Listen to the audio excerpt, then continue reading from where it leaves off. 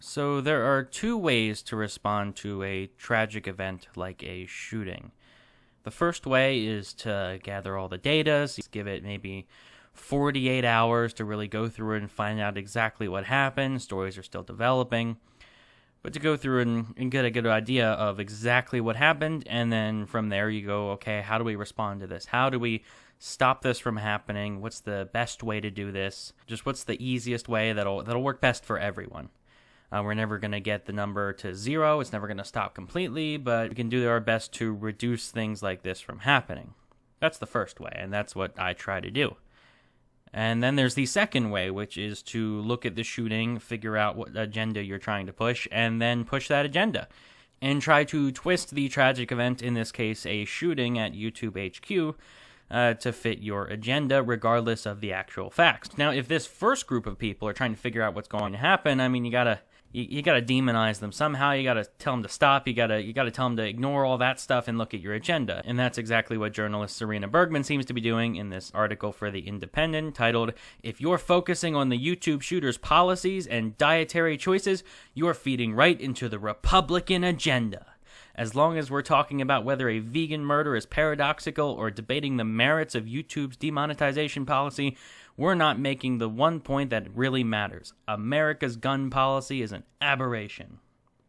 So I will give her credit at least for making her agenda very clear in just the title of the article, that okay, don't look at the intent. We don't care why this shooter did it. We don't care how she got the weapon. We don't care what her ideology is, if that had anything to do with why she tried to shoot people. That doesn't matter. What matters is guns. And that's it. Just guns. And nothing else. Don't look at those facts over there. Just look at the guns. Only guns. Just guns. And I will say, I try to give people the benefit of the doubt when I go through articles like this. Like, if I can see them, like, obviously there are plenty of articles out there of people that are saying things I totally disagree with, but they're at least being honest about it. So I do that, and I try to give them the benefit of the doubt and say, okay, we don't disagree, but here's where you're wrong. Like, I try to give constructive criticism. This article, this video isn't really that, because this article just wrong. Agenda pushing everywhere. It's just nothing but agenda. It's to the point where, like, okay, you're like just twisting stats to fit your narrative, saying things that are completely false, just throwing in little things here and there without actually sourcing them or giving evidence for them, stuff like that. After reading through this article, I can say it was written in bad faith, and this woman is out to push an agenda and not here to actually stop shootings or actually stop people from dying. So I get to just be mean, because writing articles, just trying to twist things to your agenda, no. You don't get any sympathy from me for that. So, first paragraph.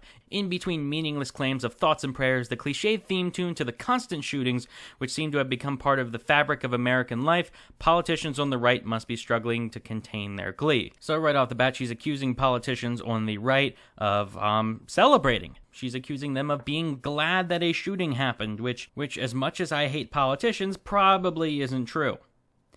She says YouTube headquarters were the target of a gun attack yesterday, and the suspect is a 39-year-old female vegan bodybuilder, artist, and rapper of Middle Eastern descent who was angry at YouTube for censoring her videos. Never wanted to miss out on an opportunity to push their xenophobic agenda. Projection much. One GOP lawmaker has already suggested, with no evidence whatsoever other than a foreign-sounding name, that the perpetrator may be an illegal immigrant. That person is also someone trying to push their agenda. I will say that.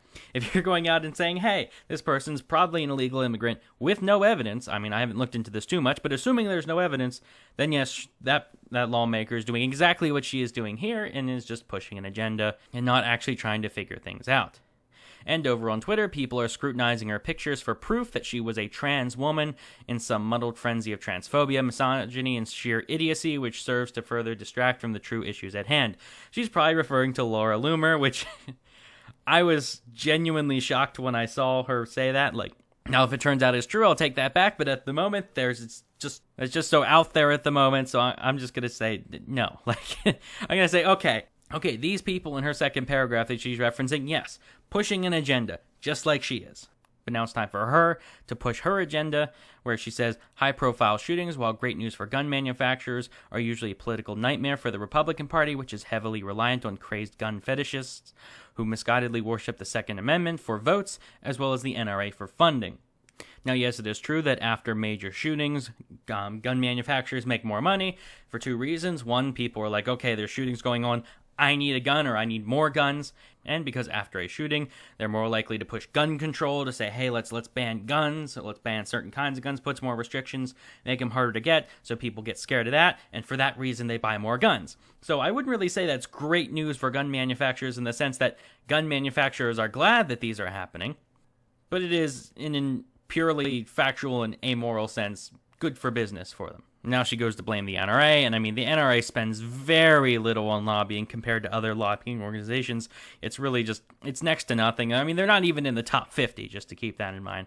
The top 50 lobbying organizations. They don't spend too much. And I am not like a huge NRA fan either.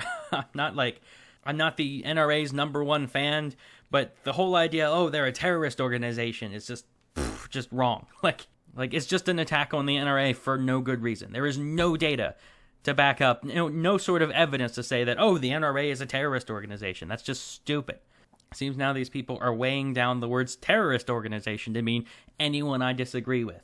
She also says it doesn't help either that the vast majority of mass shootings are perpetrated by white men. Are men disproportionately mass shooters? Yes. I mean, I think the reasons for that are pretty obvious. That's just the biological personality of men. We're more aggressive. We tend to be more violent. That's just how that works. That's just biology. Now, she says white, but white people commit 57% of mass shootings and are 63% of the U.S. population. So I'd say that's roughly proportional. In fact, it's a little bit lower. So you can't exactly blame mass shootings on white people. And she also says they are most often of the far-right variety, for which she has no evidence for. She does link to a source.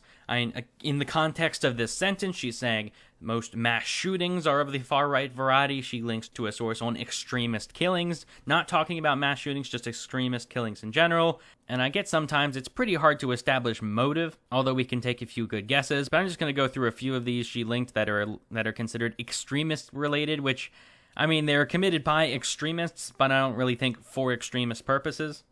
For example, right here, August 16th, 2017, Kelly Raisley, believed to be a member or associate of the 211 Crew white supremacist gang, so we've established he is a white supremacist, was arrested on first-degree murder charges for the murder of his uncle, Randy Gene Baker. Baker's wife and sister were similarly arrested. The motive was apparently personal. So, an extremist murder, yes, but not extremist-related, not related to the extremism itself, so I wouldn't really include that in the numbers. Got another one, Putnam County, Georgia, June 13th, 2017. Ricky Dubois is a member of the Ghostface Gangsters white supremacist prison gang, and another inmate, Donnie Russell Rowe, reportedly killed 2 corrections officers while trying to escape from a prison bus. They were later recaptured. So they weren't killing people because they were white supremacists, they were killing people because they were trying to escape. Another thing, yes, these are awful, awful people. Is it related to their extremism? I'm not sure. It really doesn't seem like it. Tampa, Florida, May 19th, 2017, white supremacist Devin Arthurs allegedly shot to death 2 of his roommates for making fun of his recent conversion to Islam. All 3 and a 4th roommate were members of Atomwaffen, a neo-Nazi group. So, I mean, neo-Nazis are shooting other neo-Nazis. I'm not sure if you can say that's because of extremism, if they're shooting their own members. I think these people are just unhinged. Another one, North Judson, Indiana, March 3rd, 2017. Aryan Circle member Edward Blackburn allegedly shot and killed another man who was reportedly dating his ex-girlfriend. That's another thing that sounds personal. Now, of course, this isn't to defend these people. This isn't to defend neo-Nazis. But I'm just here to say that her source for this is rather, well, just out of context, really. And it's just a bad source, period. And to finish off this sentence, she basically accuses Donald Trump of legitimizing the far right, which she doesn't link to a source, either because she believes it was common knowledge, which shows how much of a bubble she's living in, or she didn't have a source, so she didn't link one. But either way, it's not substantiated at all. She goes on to say, this one is different, though. She was a vegan, pundits are tweeting breathlessly, and she quoted Hitler, they go on, as proof that the liberal extremists are just as bad as the right-wing ones. In fact, we've known for decades that human beings are a rich tapestry of seeming contradictions, especially the disturbed, murderous ones. The man responsible for the worst genocide in history was also a vegetarian. Now, she says seeming contradictions, and that's important. Seeming as in, to us they seem like contradictions, and in a purely logical sense, yes, they are contradictory, but these people justify them in some way. They might not even realize they're being contradictory, but they justify it in their head in some way. And then when it comes to figuring out why these people are going around shooting people, it's important to figure out what's in their head. What are they thinking at the time that makes them do this? This is important to figure out their ideology, their motive. Now, if we figure out what her ideology was, again, that doesn't guarantee that had something to do with it. It'll help a little bit, but we're trying to establish motive here. And ideology will certainly help us in establishing motive, and that's important if we want to stop this from happening. But she says to argue over shooters' politics in these cases is not just pointless, it feeds straight into the American rights agenda to distract us all from the reasons why in the U.S. you're more likely to die in a gun attack than a traffic accident, which is completely false. Now, I get what she's saying. She's probably saying all gun deaths versus all traffic accidents, which is true. It's the number of gun deaths is slightly higher, but she said gun attacks. And we know the number of people killed by traffic accidents in 2016 was 37,461. And according to the CDC, the number of homicide firearm deaths, again, we have to do homicide, we can't do suicide because that is not a gun attack. Gun attack implies one person attacks another person with a gun. If we're talking about that, the number is 14,415, not even half as many. So again, here she is completely wrong. But that doesn't seem to matter to her. It was good enough to put an article because she could twist it to fit her agenda. Now, she says as long as we're talking about whether a vegan murderer is paradoxical or debating the merits of YouTube's demonetization policy, we're not making the one point that really matters. America's gun policy is an aberration, and its blind dedication to capitalism breeds a toxic culture of both entitlement and extreme disenfranchisement, which leads people to commit these senseless acts with shocking frequency. Okay. Okay, lots in this sentence. First off, I do want to say beforehand, I don't think her veganism had anything to do with why she's shooting people. It's something that we want to keep in the back of our minds to establish motive, but I really don't think it has anything to do with it.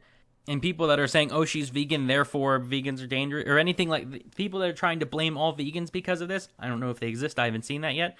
I've just seen jokes, and it is kind of funny in a very morbid, weird sort of way. And YouTube's demonetization policy, again, that's a whole nother topic, I get it. That's important if that helps us determine the motive. But, I mean, of course, I'm not going to blame YouTube on this. That's absolutely ridiculous. But she goes to blame capitalism. Blaming capitalism for mass shootings. And that genuinely confuses me because I don't think she knows what capitalism is. Here she's attacking capitalism, but I mean, what does capitalism have to do with shootings? I mean, I know what communism has to do with shootings. I know what socialism has to do with shootings. We've got a lot of graves as evidence to show they're linked to shootings. But capitalism? No. And saying capitalism breeds a toxic culture of entitlement. The exact opposite is true. Generally, capitalism is linked with meritocracy. You work hard, you get stuff. Now, I get that has a ton of exceptions. It's not entirely equal in terms of equal opportunity, but that's the very basic overview of it, that, hey, you work hard, you get stuff in return. That is not entitlement. We take socialism of you're entitled to health care, you're entitled to this and that, and that's entitlement there. I mean, the whole capitalism versus socialism debate, that's for another time. But to blame this on capitalism, you just had to slip that in there, didn't you? You just had to slip that in as, she just wanted to push her agenda of gun violence, but she's like, you know what? I can throw capitalism in here too. Why not knock two birds with one stone? If I can blame this on capitalism, bam, that pushes my agenda even more. And just, this woman, oh my God. This woman doesn't think through anything, does she? This woman is just, I have my agenda, and I will do whatever I can to get there, to push it forward. I may have to snake through some facts. I may have to curve around this fact here. I may have to cut right through this one and just take the part that I want. Here's a fact I don't like, but I only want the part that agrees with me. I got to take that part. Oh my God. This is just pushing propaganda for your own benefits and not actually trying to stop shootings, I might add. But anyway, she says, I just got back from a few weeks in the U.S. after spending many hours sitting at bars chatting with locals in some of the most liberal cities in the country. I lost track of how many embarrassed apologies I received from Americans mortified by the fact that their fellow voters elected Donald Trump. While it's encouraging to see how many people reject the values of the current administration, The entrenched belief that every citizen has the right to carry a killing machine is just as troubling. Yes, of course, if you go to, as she says, the most liberal cities in the country, you're going to have people attacking Donald Trump and saying how bad he is. You're going to have people embarrassed for him. That's what happens when you go to liberal cities. I mean, right there. Now that you can tell this woman hasn't thought about anything because she goes to the U.S., she goes to the most liberal cities, and of course by liberal she means left-wing. Here she goes. She goes to the U.S., she chats with a bunch of people, and they all agree with her. She puts herself in her echo chamber. Of course, she wouldn't dare to go anywhere to talk to anybody that's like, yes, I'm pro-Second Amendment or whatever they would consider themselves. I guarantee you, she's never had a heart-to-heart conversation with someone that is pro-Second Amendment. But anyway, she goes on to say, there is hope that the tide may be turning. The eloquent and impassioned students of Marjory Stoneman Douglas High School, who lived through one of the deadliest mass shootings in history earlier this year, are pressuring lawmakers to pass tougher gun legislation, arguing that their right to feel safe at school trumps gun owners' right to casually acquire deadly weapons as and when they fancy it. Now, of course, when the school took action to stop gun violence, then they complained. They said their right to feel safe at school does not trump their right to non-transparent backpacks, among other things. Grief-stricken teenagers may make for better poster children for a political movement than a controversial tech giant, but this issue isn't just about the individual victims, it's about fundamentally changing the collective American psyche to allow for the possibility that its beloved founding fathers may not have been without errors in their vision for the country they stole from indigenous people in a gruesome and bloody war. Of course, just a little bit of agenda pushing right there. Just gotta go off topic just a little bit to make a stab at, just to push your agenda there. Now, I will actually skip through these next few paragraphs because they're all pretty much the same thing, but I'll summarize them saying, yeah, the Founding Fathers weren't perfect, the Second Amendment isn't something you should worship, and part of me agrees with that. Like, okay, the Founding Fathers were not perfect. They were not. Just because the Founding Fathers say something doesn't make it right. Just because it's in the Constitution doesn't make it good policy. Which is why I would say using the Second Amendment as a defense, I mean, the Second Amendment's done a very good job. Thank God it's in the Constitution, because in a purely pragmatic sense, it has helped protect gun rights. But of course, just because the Second Amendment exists is not the reason that gun rights are a right. Like, I would still fight for gun rights even if there was no Second Amendment. In fact, I'd be fighting even harder because we need them. I'd say the right to self-defense, including the right to buy a gun, is a natural right. It is protected by the Second Amendment, but it does not exist because of the Second Amendment. But she does later say the government will take away people's right to free speech, privacy, and due process in the name of the increasingly murky concept of national security. And yes, I agree with that. That is something we overlap on. But what I find rather interesting is that now she's going on to saying, we need to take away people's rights in the name of national security. We need to take away people's guns in the name of security, which is both stupid and counterproductive. She says it's certainly true that America needs to look at the systemic social issues which seems to turn a disproportionate number of its citizens into mass murderers, but it must also stop making it so easy for them to fulfill their fantasies by walking into a shop and paying a few $100s for a gun. Their political views, artistic sensibilities, dietary choices, and social media profile these people hold are just a distraction. And by focusing on the salacious details rather than the policy issues, we're playing right into the hands of the NRA and its Republican puppets, whose agenda is to maintain the status quo regardless of how many people die in the process. Now this is the last paragraph of her article, and it is pure projection. It is pure, these are just a distraction. This establishing motive, establishing intent, establishing, like, don't pay attention to that. This is my agenda here. Don't get distracted by it. This is what I'm trying to push. Don't focus on any practical solutions. Don't focus on trying to stop violence, trying to stop mass shooters. Let's focus on my agenda of getting rid of guns. And I can guarantee this woman has never sat down and actually been like, I wonder how to fix this, and then came to the conclusion that it was guns. I bet it was guns right from the start. That she was like, hey, people taught her it's guns. Maybe she was like, hey, if I say I'm against guns, that makes me feel good about myself. I don't know. She's not being helpful. Like, I can say that she is not being helpful. And the reason I don't give her any leeway, the reason I don't give her the benefit of the doubt on some things is because this article is completely wrong. Like, we just went through it. There is so much wrong with this article that she has not taken the time to really look through it. She has not taken the time to fact check her sources. She has found some facts, twisted them to fit her agenda to where they're no longer true, and then used it to push a point. Now, I'm assuming she found this data when she was doing her research. Like, there's no good way out of this for her.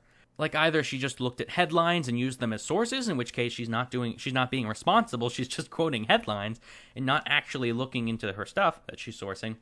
or she looked at the data, saw that it didn't fit her worldview, and was like, oh, I have to twist this, in which case she saw the data and is still willing to just completely ignore it to push an agenda.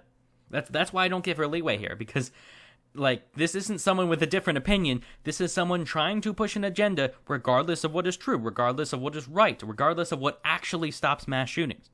She has a conclusion, and now she is working from her conclusion.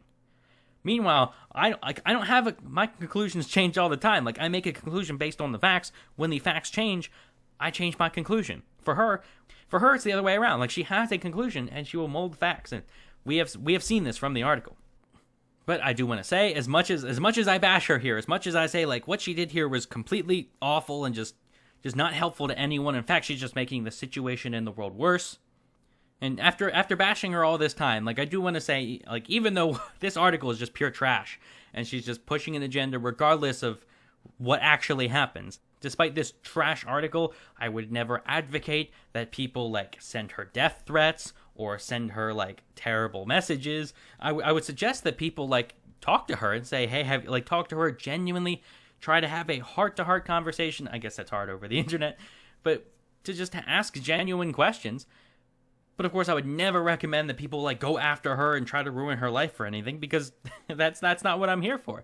I'm here to say she is wrong, and here's why. I'm here to debunk stuff that irresponsible people post on the internet. I wanted to say that just in case someone watches this video and thinks, oh, this person seems like a terrible person, I'll send her death threats. Like, no, that makes you just as bad. In fact, that makes you worse. Yeah, so don't do that. But yes, we made it to the end of this blatant propaganda. So let me know what you think in the comments. For future advice, all I can say is, if you see an article and it's by her, just ignore it. It's not right. It's like, you can't trust her now. My trust in her is ruined because she's shown she cannot be nonpartisan. She's not out to find the truth. She's out to just be biased. So let me know what you think in the comments. Like the video if you enjoyed. It helps me a lot. Subscribe for more stuff. I really appreciate it. And thanks for watching.